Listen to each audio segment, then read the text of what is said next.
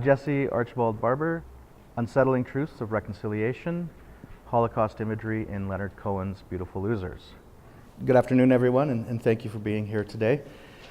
Yes, certainly I'd like to thank the organizers of the First Nations, Métis, and Inuit Research Showcase, the University of Regina, First Nations University, and the Social Sciences and Humanities Research Council. And I'd also like to acknowledge that we're on Treaty 4 territory. So, the title of my talk, Unsettling Truths of Reconciliation, Holocaust Imagery in Leonard Cohen's Beautiful Losers. Now, certainly I'll be looking at Holocaust imagery in Cohen's novel, but my presentation also deals with a few other topics, one of those being truth and reconciliation. So I'd just like to quickly review the timeline of truth and reconciliation in Canada. If you recall, in June 2008, the Prime Minister of Canada issued an apology for the residential schools.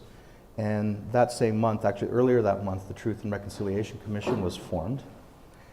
And it got off to a bit of a shaky start. The original committee was dissolved due to some conflicts, but then by about a year later in 2009, with Justice Murray Sinclair as the chair, the commission got underway.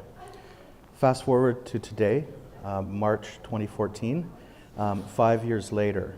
And if you were unaware, the TRC held its final hearings this week. And so the statement gathering is now at an end. Doesn't mean it's over, it's still an ongoing process. But we can ask, where are we after 5 years, right? Has reconciliation been achieved? Many think, no, not quite yet. People are still optimistic, right? It's still an ongoing process. But some even ask, is reconciliation even achievable? And, there is a lot of optimism on that front, that, yeah, certainly reconciliation can be achieved, right? But there is a lot of skepticism about whether it can be achieved under the current mandate of the TRC. So we have to ask ourselves, why is that? And so we can look at the two aspects of truth and reconciliation. One being the truth of the TRC.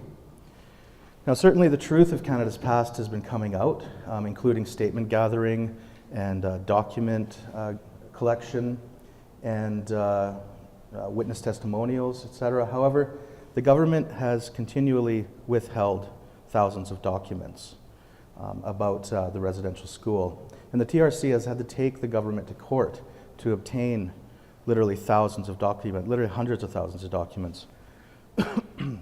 Throughout the past 5 years, you may recall the odd news story where documents have been released, right, and where the court has ordered the government to release them. But even with those ones released, the government continues to withhold thousands of documents. So, we can, clearly, although the apology was issued and the TRC was formed, the government, we can ask, how committed is the government to the truth aspect of the TRC? There's also the reconciliation aspect of the TRC.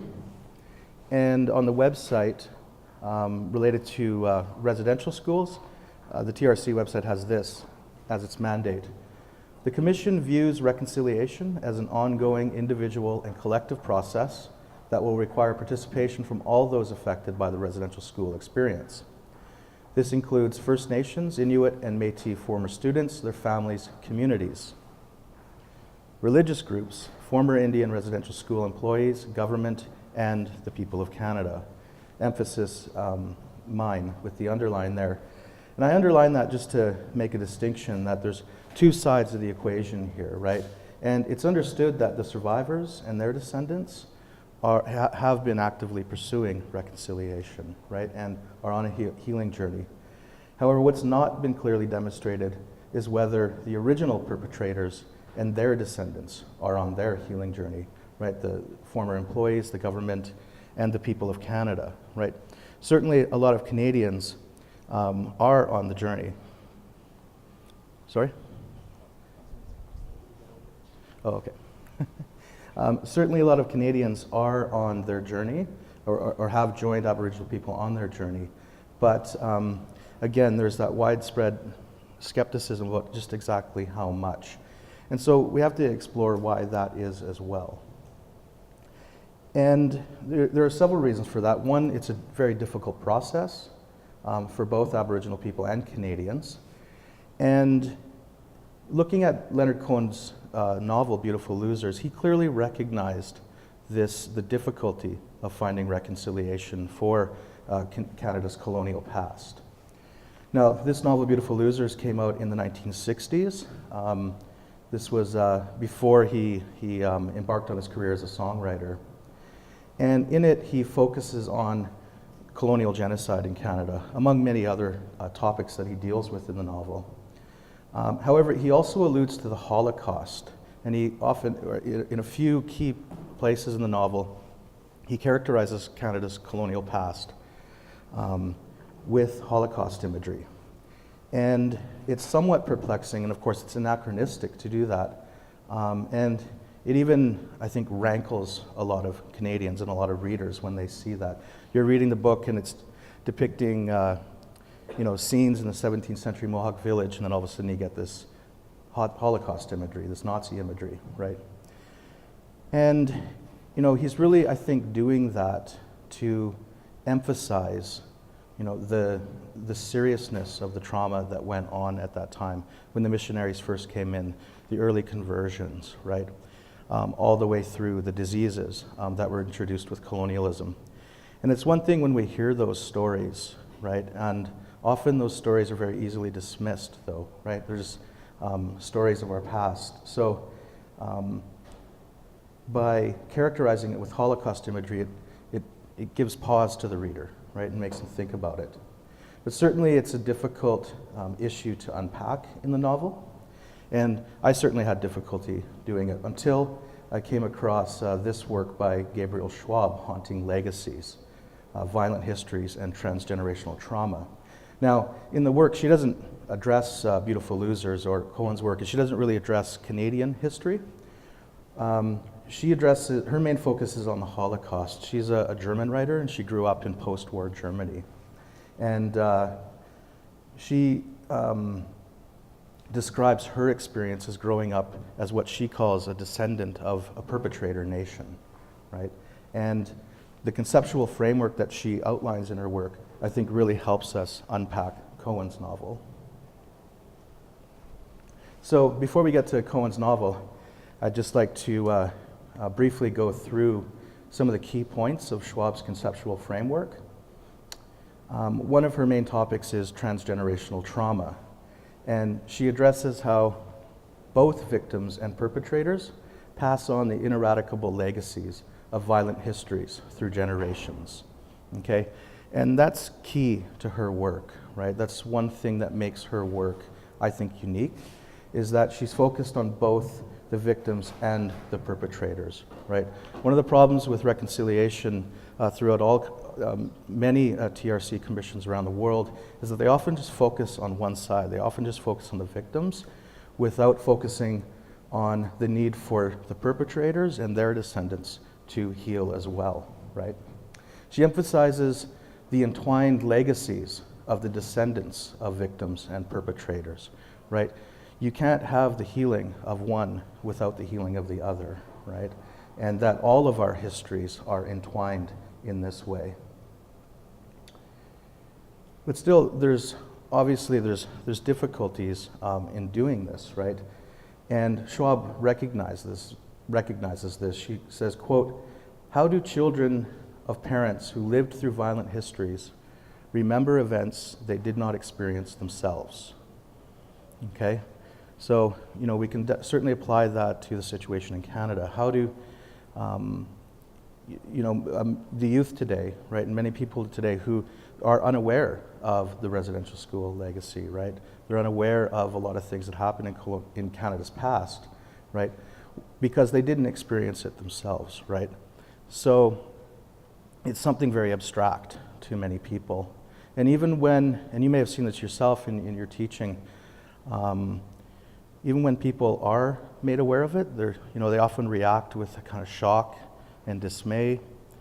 And there's also feelings of guilt and shame that may arise, but those are kind of nebulous feelings because it's not something concrete. It's not a kind of guilt because of something that they did, right? So it's an abstract kind of guilt, and that's why it's very difficult to process.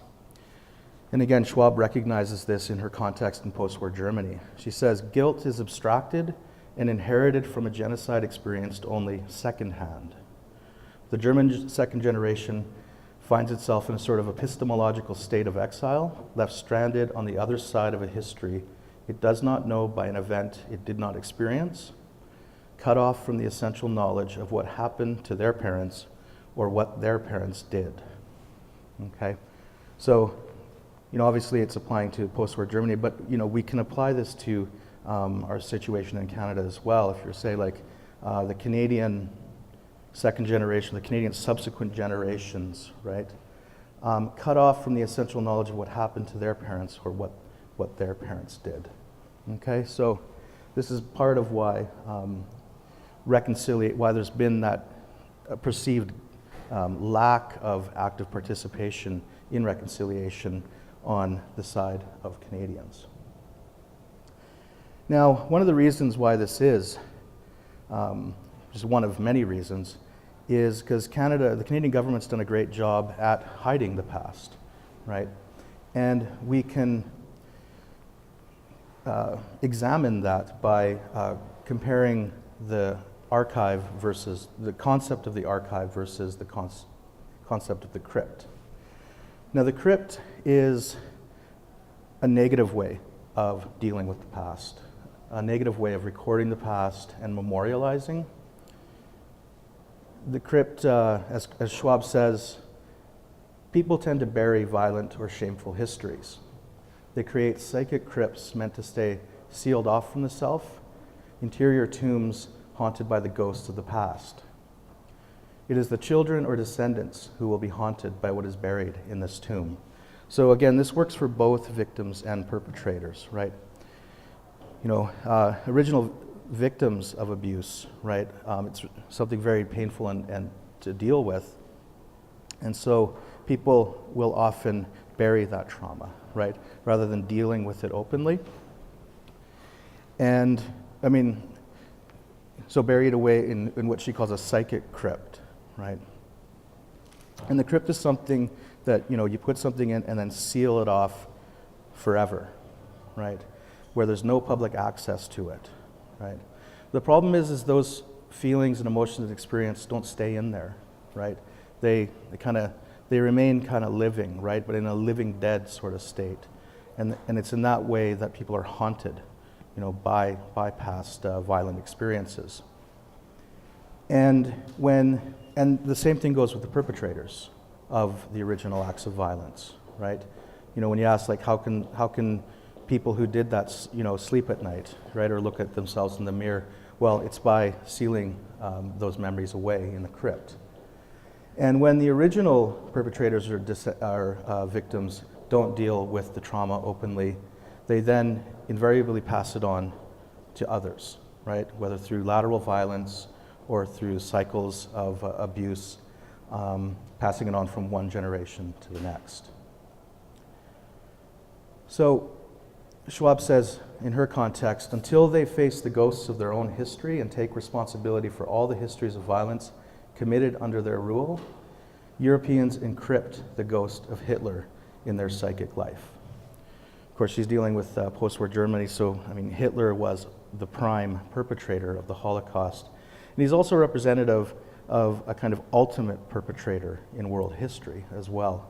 So he's also a representative figure in that sense. But of course, we can apply this to the Canadian context, right? Like, until Canadians face the ghost of their own history and take responsibility for all the histories committed under their rule, Canadians encrypt the ghost of colonialism in their psychic life, or whichever you want to insert there.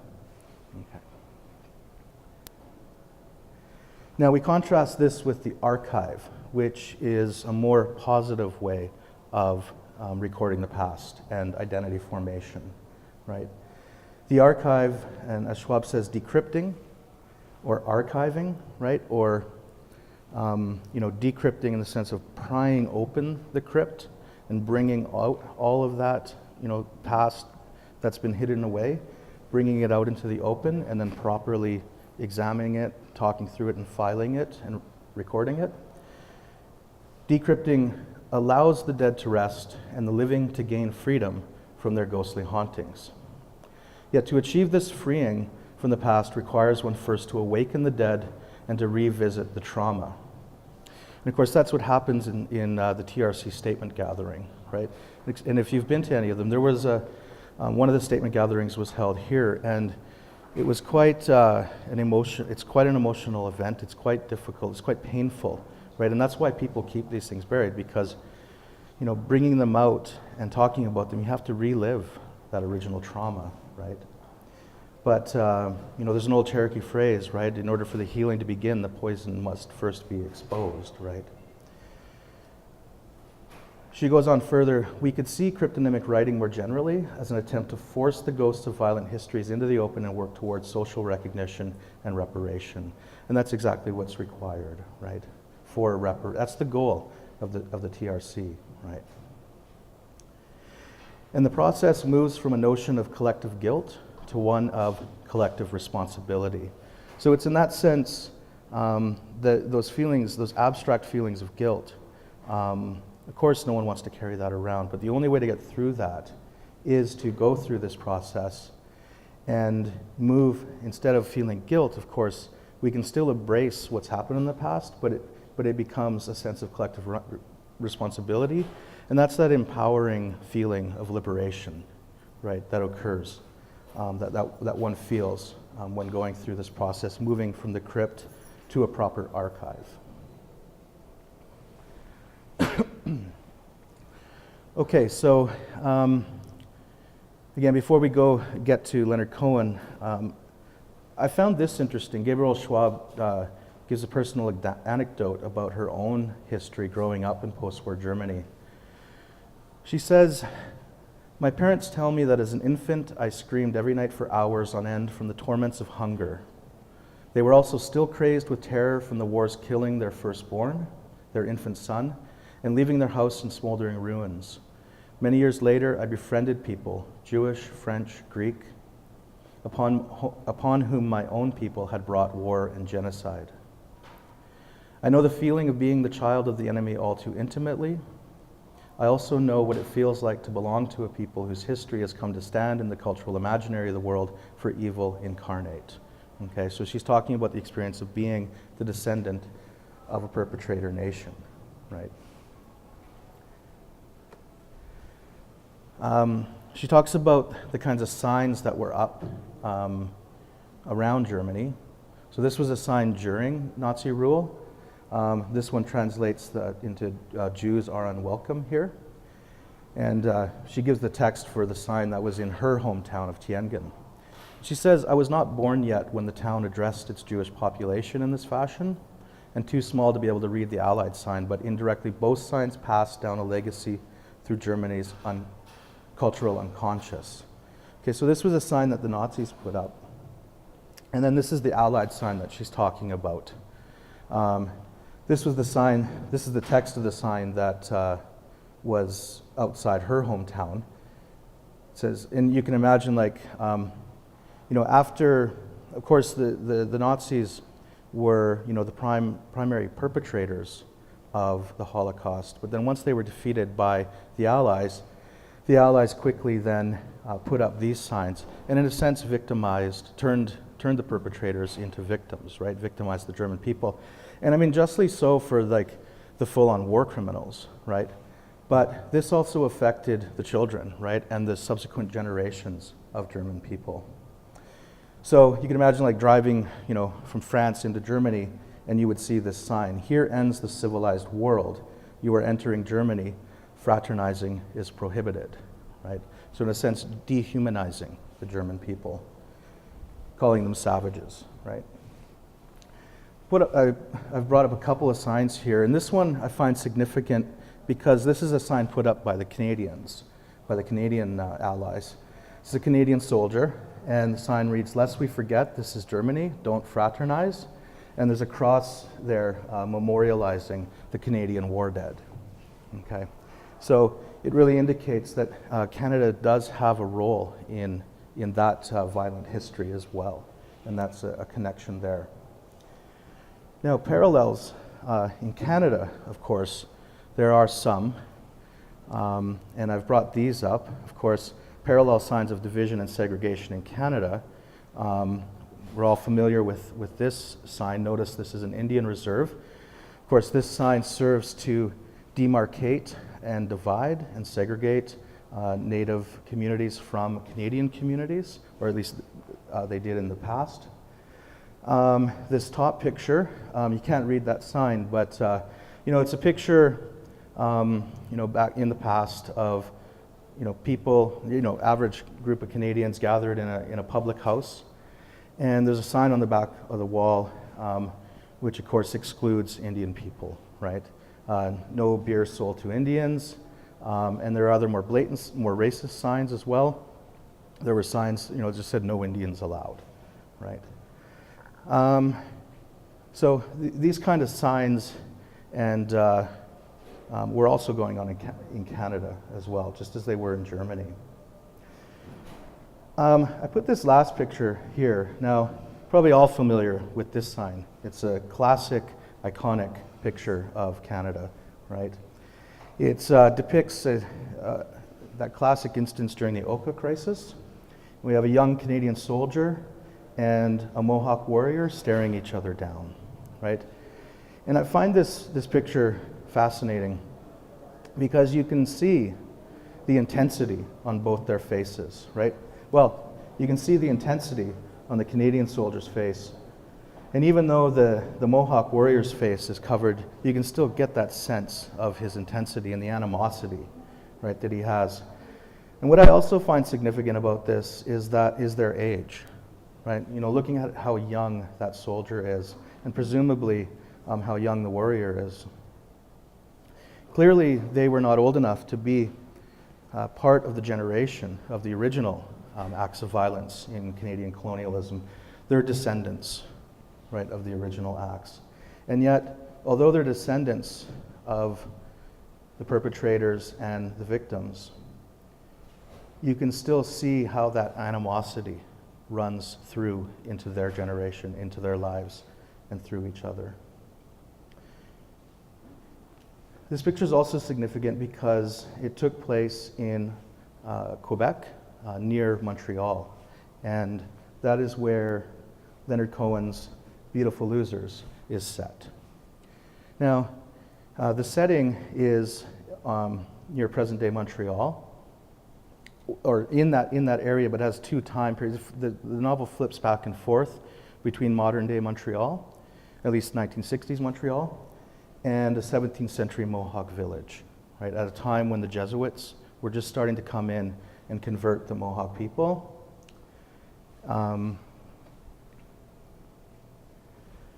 And there are four main characters in Cohen's novel. And so just to briefly go through them, they set up a kind of allegory of Canadian colonial history and identity. First, there is the narrator. Now, he's unnamed throughout the whole novel, so we just call him I. And he represents the English Canadian. And he lacks a definitive positive identity. And he struggles with this throughout the entire novel, right? He's tormented by the fact that he has no real identity and that he has a void within himself, and he struggles to fill that void. He ends up filling that void by identifying with whom he calls victims, right?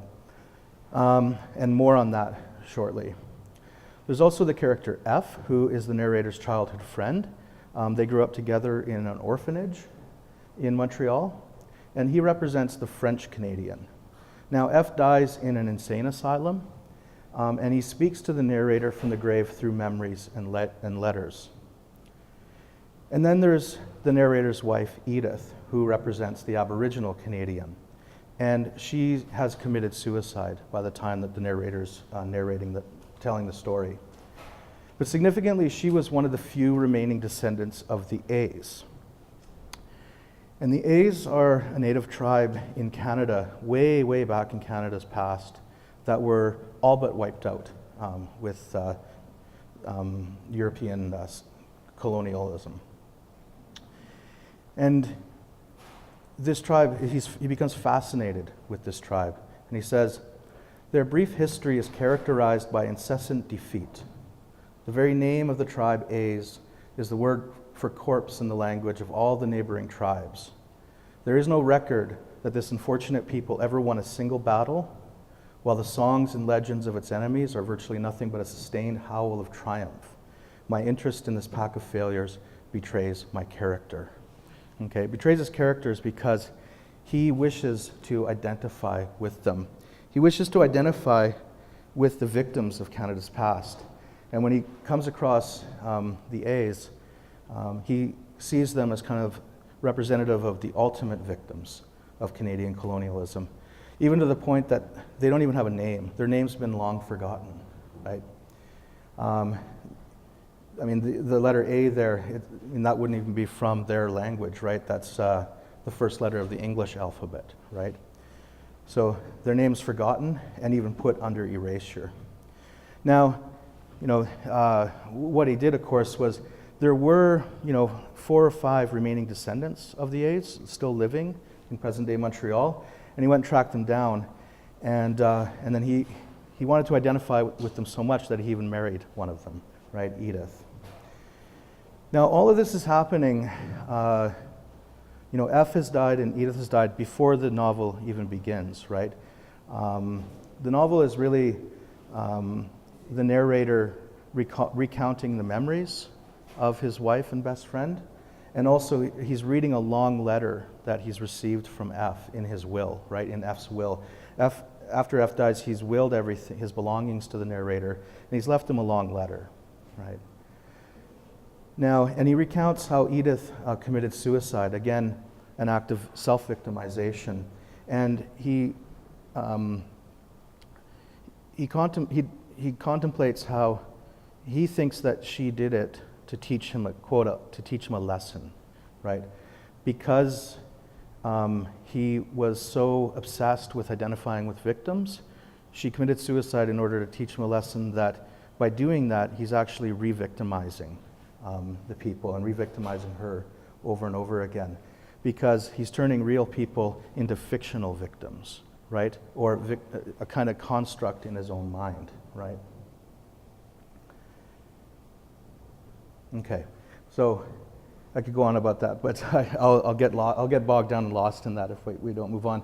Okay, yeah, but so after his wife commits suicide, and of course that devastates him, and of course that void returns, right? So he struggles again to fill that void, and to do that, he goes back even further back in time, and identifies with Catherine Tegaguida, or Kateri.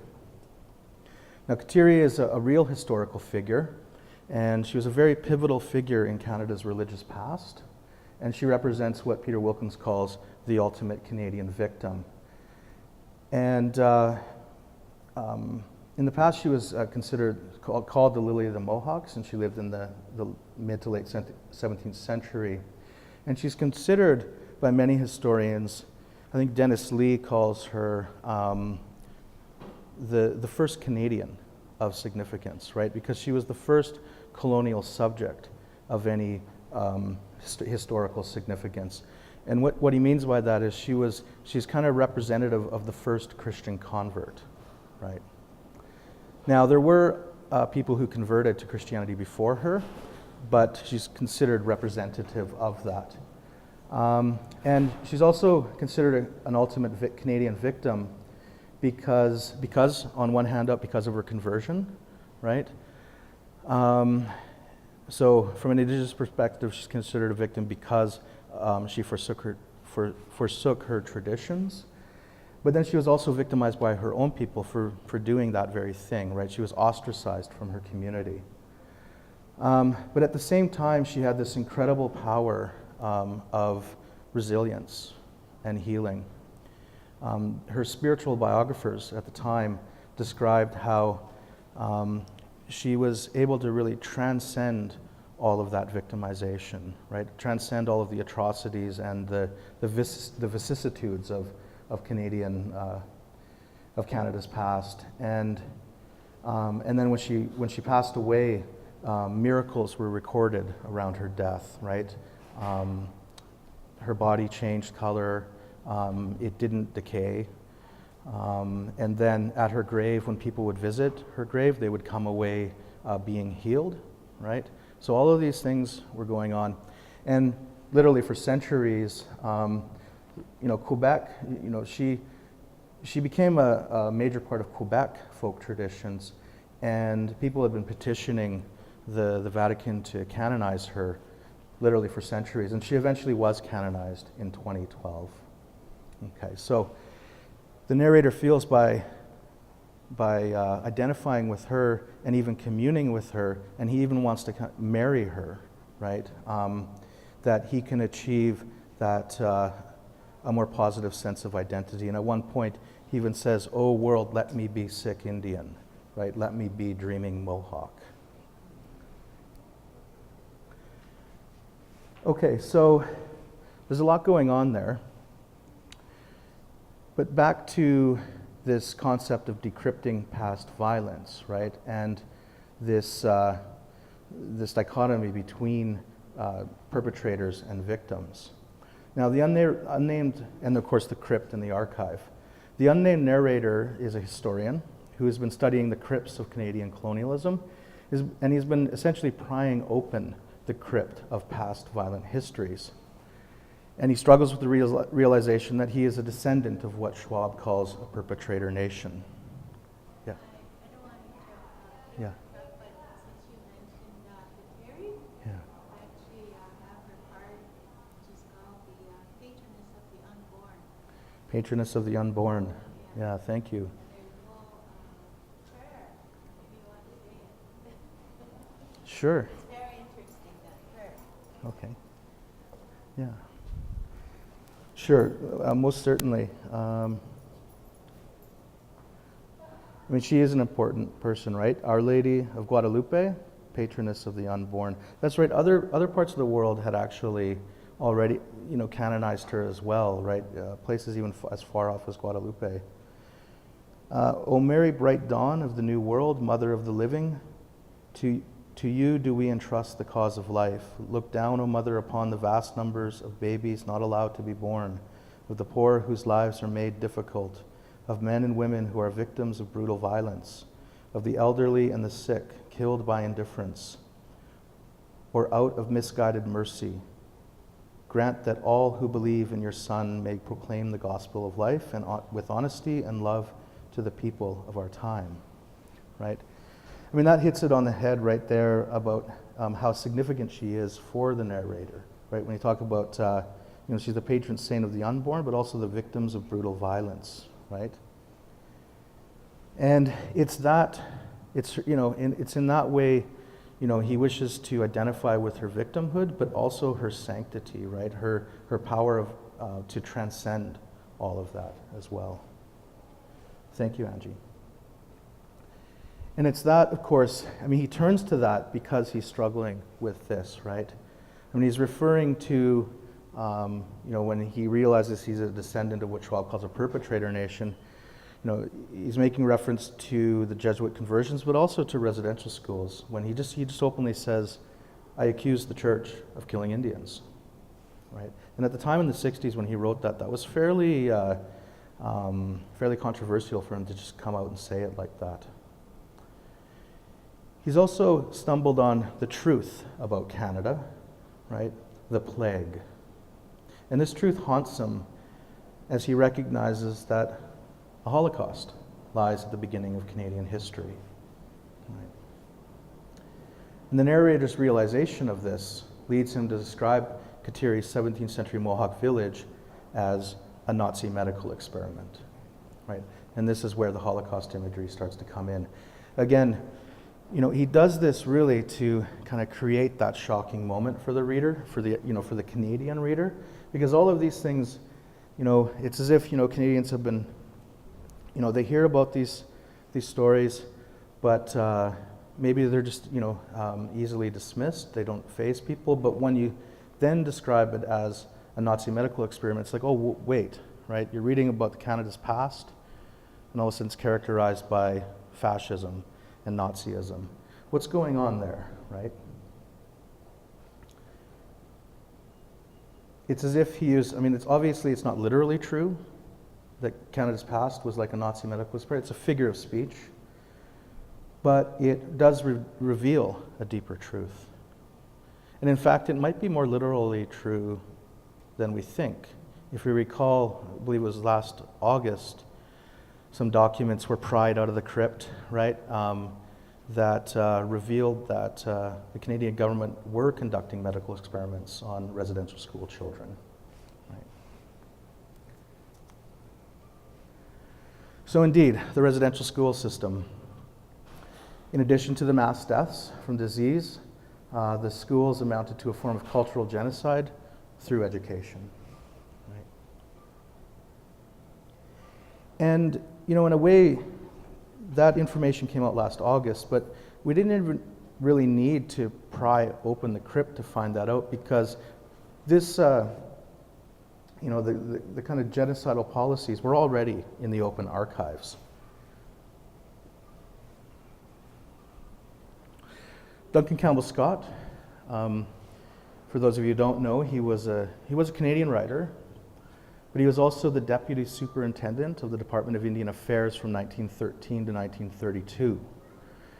And in 1920, Scott wrote, "I want to get rid of the Indian problem. Our objective is to continue until there is not a single Indian in Canada that has not been absorbed into the body politic, and there is no Indian question and no Indian department. That is the whole object of this bill." DIA Archives. And then earlier in 1910, I think his most infamous statement, Scott also wrote, referring to the high death rates of Indigenous children in residential schools. So the government knew about it at the time, right?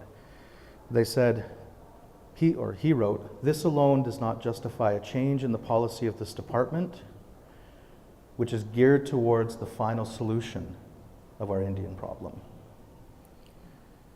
Now, who does that sound like? Right? That could be, you might as well be reading Mein Kampf at that point. Change Indian to Jewish. And, you could even accuse Hitler of plagiarizing Scott at this point, right? And in fact, there is that close link between colonialism and Nazism. Schwab writes, "Historically, colonialism introduced the mechanism that allowed the colonizer to deny the subjectivity and agency of the colonized." Right, and Amy Césaire and Hannah Art, confirmed this.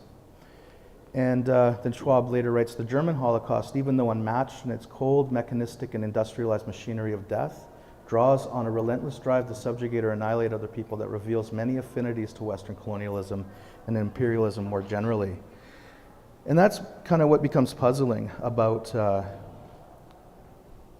or significant about Cohen's use of Nazi imagery. Right? It's almost as if, the Holocaust is kind of the violent act in world history that trumps all other violent acts. I think people look at it that way.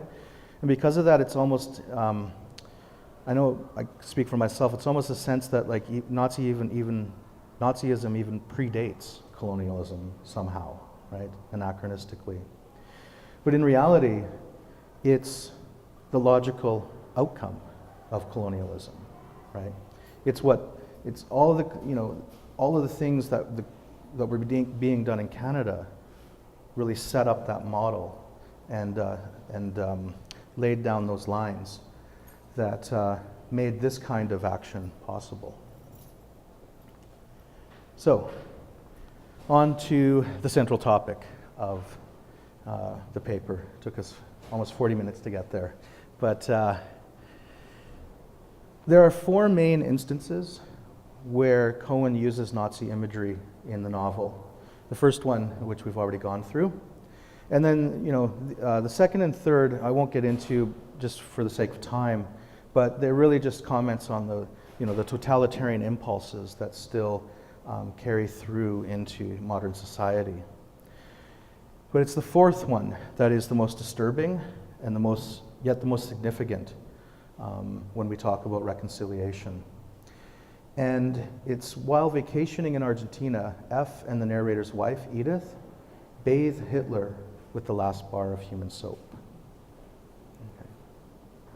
I'll let you all just process that for a moment. What the situation is that, of course, Hitler didn't really. Maybe we should all pause and process this for a moment. Not that I'm trying to encrypt the truth or anything, but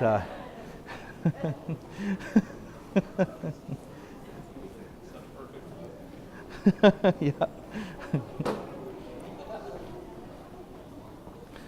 I'll just give me my little coffee break here.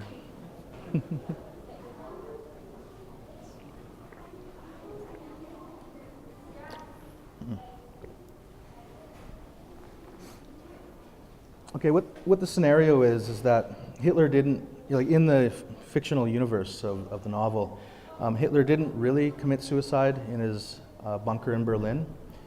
And, the burnt body that the Russians found, that wasn't really Hitler's body. He escaped with, a bunch of other Nazis and Germans to South America, right, which is renowned for being a safe haven for Germans and Nazis after the war.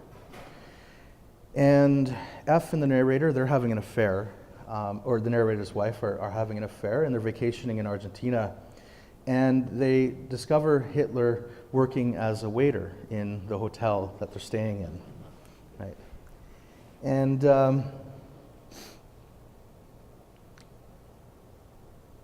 when Hitler comes into the room, to bringing in the room service, there's a kind of surreal scene because they draw Hitler to the bed and they kind of have this bizarre sexual liaison with him, and then they all have a bath together, right?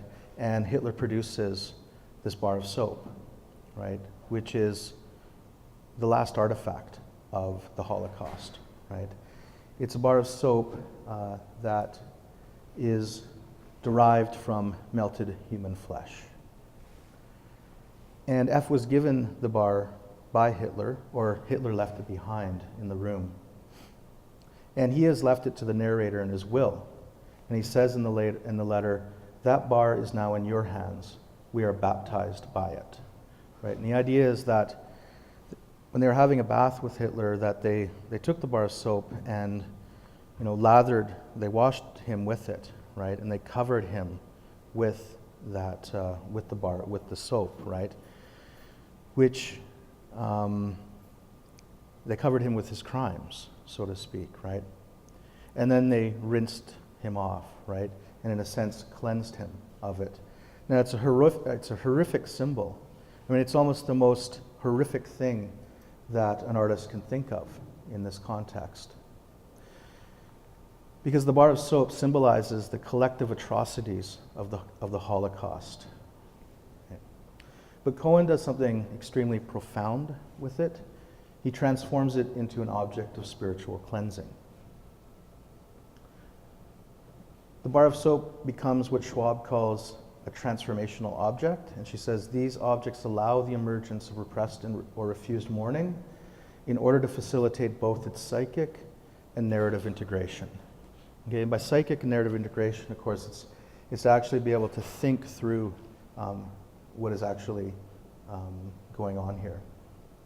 So, I mean, the scene continues because the next step is the concept of adoption,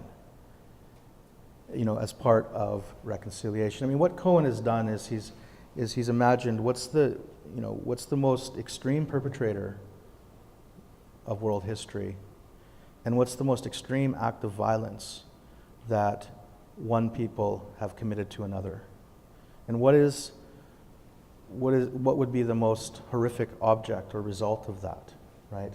And then from there, is it possible to heal from that? Is it possible to find reconciliation? Is it possible to forgive the ultimate perpetrator? And the most ultimate act would be for the ultimate victim to embrace the ultimate perpetrator. And that's what happens next in the room. Now, after the bath, of course, he's toweled off and gotten dressed, and he's about to leave. And he's left the bar soap behind, right, because he doesn't need it anymore. And F writes to the narrator, as Hitler opened the door to go, Edith threw her arms about his neck, pulled him to the dry bed, and cradled his famous head against her breasts. Okay, so that image there, right, bringing his head to her breasts, right, an image of, maternalism, but also a kind of adoption, right, bringing her to his breast, or bringing him to her breast. And there's also a sense, not only is she forgiving him, because remember, Edith is a descendant of the A's, right, representative of the ultimate victims of Canadian history, and she is forgiving the ultimate perpetrator of world history. And by him, and not only that, but the way it's depicted is that he's also accepting that forgiveness, right? So it's not just that, when perpetrator nations issue apologies, it's not enough to just say, I'm sorry, but one has to be willing to work through the act of being forgiven. And once Hitler leaves, F asks Edith why she cradled Hitler. And Edith replies, for a second, I thought he was an A. Okay, so it's that moment where she perceives the ultimate perpetrator as now being the ultimate victim. And also the very fact that she thought he was an A, she thought he was one of her people, right? One of her family in that sense. Now, in Schwab's context, this kind of act, of course, this scene is outlandish. It can be read as quite outlandish. And again, it can be even read as offensive to some people. Some people, like I said, it definitely rankles many people when they read that scene. It certainly unsettles them. But Schwab in her work, she discusses this kind of idea. She says, dehumanizing the enemy as a people is in fact what prepares the ground for turning warfare into genocide. Adoption, by contrast, works with a different logic, according to which, as human beings, friend and enemy become interchangeable. So, she recognizes that this can seem like an impossible task, and maybe it is literally impossible, because, of course, many people are not willing to forgive, and that's quite understandable, and I think that's their right. And she recognizes that. She says, such an act of imagination would transcend a binary structure of thinking and feeling along the divide of victim and perpetrator, or friend and enemy. It would be an imagination that sees histories of violence as systemic and destructive to both sides. Mourning must then be envisioned in conjunction with a redress that encompasses both victim and perpetrator. Any redress aimed at breaking the cycle of violence presupposes imagining the enemy, and indeed the perpetrator, as a human being, right? Now, in these extreme cases, of course, if this task appears to be larger than human, it is because it requires not only a new ethics, but also a profound rearrangement of desires and affect. And I think that really, there's the rub, right? In any nation that has violent histories.